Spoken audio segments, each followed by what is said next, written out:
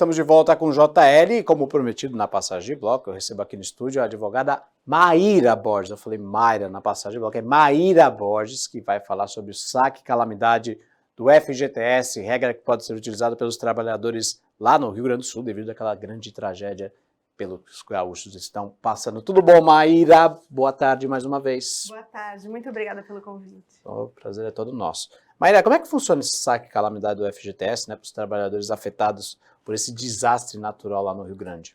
Existe o saque calamidade, ele permite que o trabalhador saque um valor até R$ 6.220, dependendo do valor que tem depositado em cada conta de FGTS sobre sua titularidade, em hipóteses de calamidade pública, e essa calamidade tem que ser, a Defesa Civil tem que atestar essa calamidade pública nos municípios.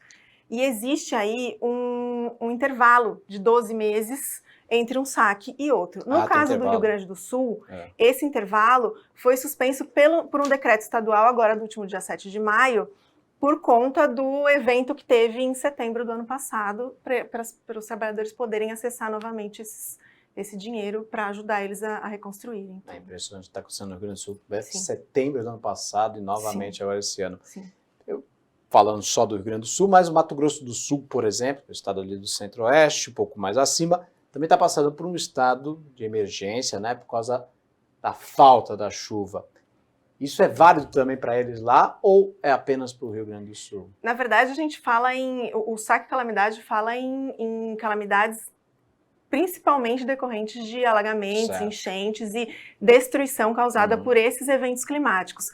Provavelmente, e acredito eu, não vou te afirmar nada, mas é possível que em algum tempo a gente tenha que lidar também com outros tipos de desastre climático na outra esfera, no outro ponto, a seca e o excesso de chuva. Agora vamos falar das relações trabalhistas em si.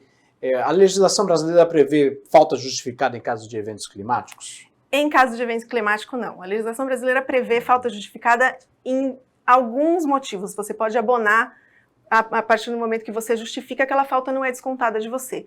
Mas essa questão aí dos eventos climáticos, até o momento, ela não é prevista especificamente pela legislação. Por exemplo, hoje está chovendo aqui no litoral, não está chovendo forte, mas algumas regiões aqui da Baixada enchem d'água. Enchente poderia ser alguma justificativa ou não?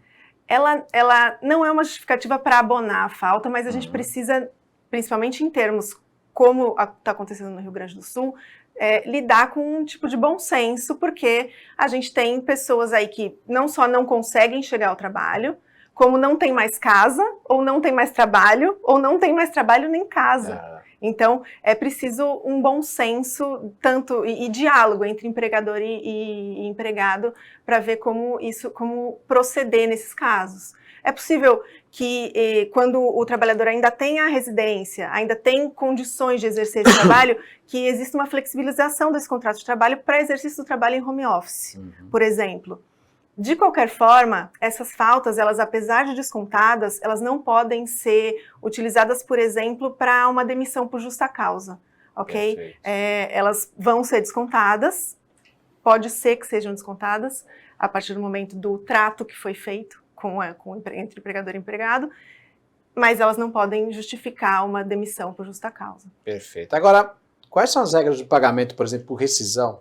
O pessoal foi demitido aí no caso, ou seja lá o que for, no caso de extinção do local de trabalho. O Rio Grande do Sul está passando por essas enchentes e muitas empresas simplesmente sumiram no local por força maior. Como é que funciona essa regra, então, nesse caso? A gente chama de força maior em direito, né? O termo jurídico para força maior são esses acontecimentos aí que a gente não tem, em tese, como prever as consequências deles. Né? Então, a CLT, que é a legislação, o compilado de legislação trabalhista, prevê lá que se uma empresa se ela foi extinta, se ocorreu a extinção da empresa, o contrato de trabalho se extingue, porque aí você não tem mais o objeto, que é a prestação de serviços no local.